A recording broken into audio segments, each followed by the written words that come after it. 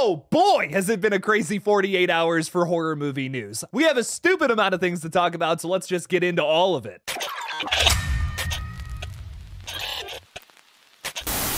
Hello everybody, welcome to the second page. My name is Malachi, and today we have so much horror movie news that you're not even going to be able to digest all of it. There's so much. So getting into the crumbs first, we have Ghostbusters Frozen Empire moving up 1 week early, so it's coming out on March 22nd now, opposed to March 29th. But you might be asking yourself, Jake, I was going to go to the theater March 29th and see a movie. What am I going to do now? Well, guess what? Godzilla x Kong The New Empire is releasing on that day now, so you were going to have back-to-back little blockbusters in March. March is stacked. It was supposed to come out on April 12th of 2024. Will it be good? I don't know, man. Nothing's going to beat -1 for me personally, but we're seeing this one 2 weeks early on March 29th. Back-to-back releases there, Ghostbusters, Godzilla, lots of G movies coming out in March. Speaking of March releases though, we also have Imaginary. A little update on that. That's coming out in early March. A faux commercial introduces Blumhouse's new horror villain Chauncey, this little generic looking bear. Now I can't actually play this for you without Lionsgate being like, no, bad Jake. Ugh, probably smack me on the ass a little bit. But if you text that number that's on the screen right now, you'll get a little message pop up that says, do you want to play with Chauncey? He wants to play with you. Oh, that's kind of weird, Chauncey. I don't like that you want to play with me so bad. Click the link below to sign up and meet your new best friend who will never, ever leave you. Text Imaginary to that number and then you will get roped in to all of that crazy-ish. I want to be excited for Imaginary because I really want Blumhouse to break this losing streak that they've been on. Pretty much every release of theirs since Megan from last year has been just a total miss or whiff for me. If it's Insidious, the Red Door, Totally Killer, Exorcist, Believer, Five Nights at Freddy's, just bad movies all around, which is a shame because Blumhouse has always been hit or miss. I mean, don't forget, this is the same company that made The Tooth Fairy back in 2010 at what is considered the height of this production company. They still made that bomb. It's just been mostly misses in the 2020s, in my opinion. They've had a few standout movies, Halloween Kills, it's hard to think of some. Invisible Man was really good, but man, most of what they put out in the 2020s has been pretty bad. So I'm hoping Imaginary breaks that, but I don't have high hopes because it's coming from Jeff Wadlow, who's producing and directing. Now, this guy has made good movies. I really like Kick-Ass 2 and Cry Wolf, but his Blumhouse outings like Truth or Dare or Fantasy Island are mad skips, my dude. Don't even give him a chance. Jeff Wadlow, I don't know, man. I want to like this guy because Cry Wolf, banging movie, very fun. Kick-Ass 2, same thing, but the last couple of movies from him was not crazy about. So I'm hoping Imaginary breaks this streak, but like I said, I don't have high hopes. It stars DeWanda Weiss from Jurassic World Dominion, a movie I'm convinced was written by AI, and it comes out on March 8th. Moving into our first big update of this video, 28 years later is finally confirmed to be in the works, the third film in this little 28 days, weeks, years series. We're skipping right over months, we're getting right to the years, baby. It's also coming from the same people who made the original film 28 Days Later, Danny Boyle and Alex Garland, who both are huge names in the horror space, especially Alex Garland, who's not only written a bunch of horror classics, but directed movies like Ex Machina, Annihilation, Men from a couple years ago that I know a lot of people didn't like, but I kind of enjoyed it. So THR, who broke this news first, reports that the new zombie thriller is expected to hit studios, streamers, and other potential buyers later this week, according to multiple sources. Now, the plan here is one that is all too familiar and one that usually does not work out in terms of quality, but they do plan on making 3 new entries. 28 Days Later is a fantastic zombie movie. It's in my top 10 without a doubt. 28 Weeks Later, still a lot of fun. It leans a little more into the action side of things and gets pretty ridiculous at times. There's a sequence with a helicopter that I absolutely love from that film.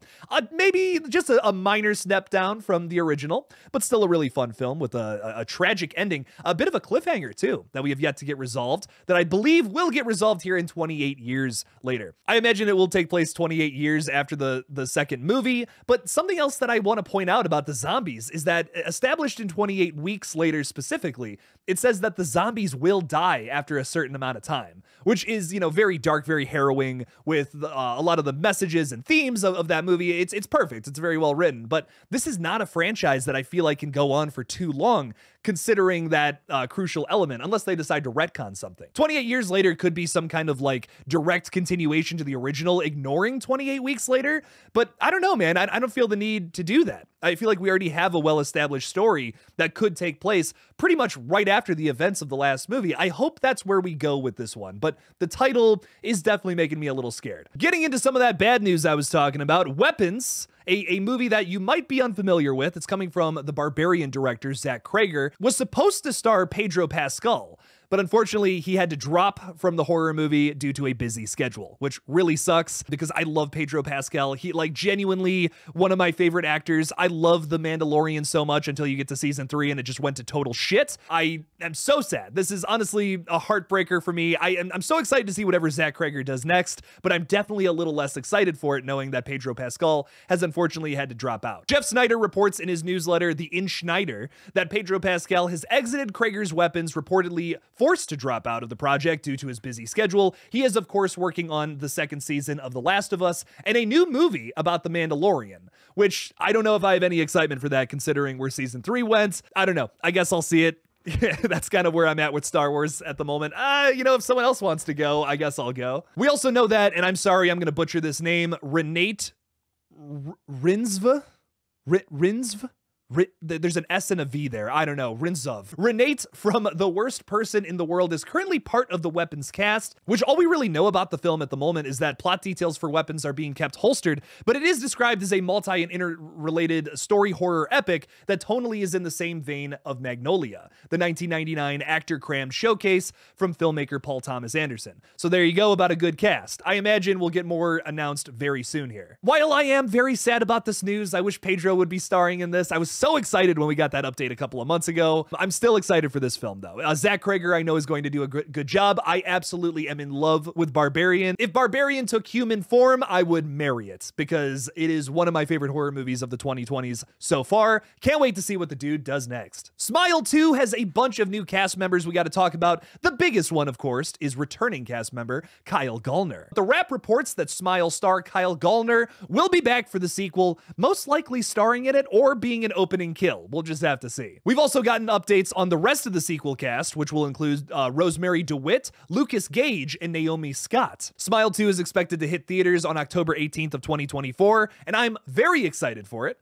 As most of you know, Parker Finn, the director of Smile, has signed a multi-year first look deal with Paramount Pictures in the wake of Smile, striking it big at the box office, and a sequel to the film was the first order of business. But what this also means is that Parker Finn will also be doing some other stuff, possibly after this whole Smile run of movies. I imagine we get 3. If I had to guess, I imagine we get a whole trilogy telling one big long story about whatever this thing is. We were left on kind of a sour note with how the last Smile ended. So I'm excited to see where the story goes next. Maybe we can find a way to stop the Smile demon once and for all. That'd be fun to hopefully figure out in the next movie.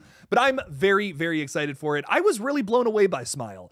This was a movie that could have just been your typical Blumhouse run-of-the-mill horror movie that doesn't really do anything new. But the tone, the graphic kills, some of the hilariously dark plot points made Smile a big standout from 2022.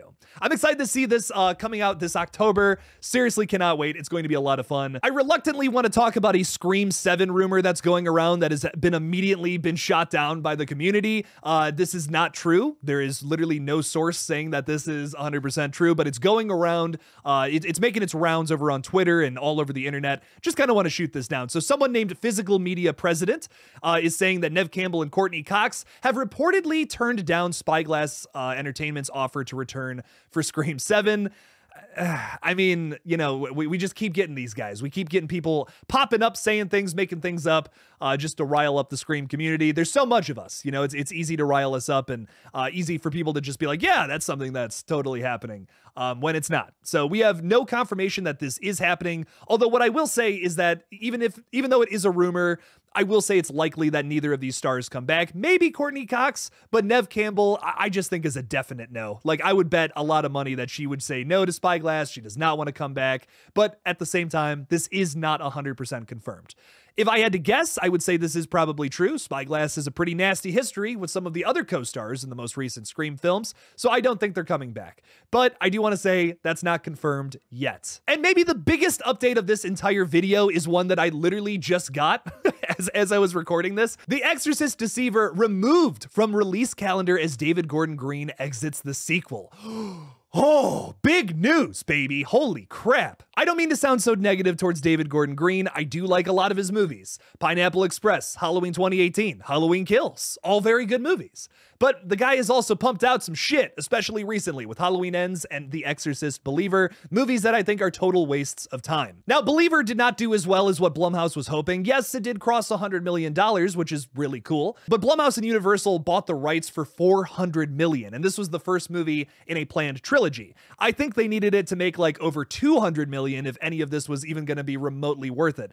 Think about this, too. The movie was made for $35 million, so that's now $435 million. Who knows how much of that was went to marketing? Maybe there's even more money that we haven't talked about yet that went into all the marketing for that last movie. Now, I think the big reason why Blumhouse took this big risk was because they knew they had an ace in the hole with Five Nights at Freddy's. I don't think it's a good movie personally, but it did make a buttload of money because it's one of the most popular IPs with children out there. But THR officially reports that David Gordon Green will no longer be directing The Exorcist Deceiver, and that Universal and Blumhouse are actively seeking a new director. David is apparently exiting the Exorcist Deceiver as director because he's busy working on feature film Nutcrackers and TV series The Righteous Gemstones. Or maybe it's because a lot of people did not like that last entry or either of David Gordon Green's last two Blumhouse efforts. I mean, I don't know. I'm just speculating here, I guess. Believer just did not do as well as Blumhouse was hoping, and it's a bit of a risk that, I mean, it makes sense why they were willing to take it, but it just doesn't, like, I don't know, man. You got to make good movies at the end of the day. They rushed this out.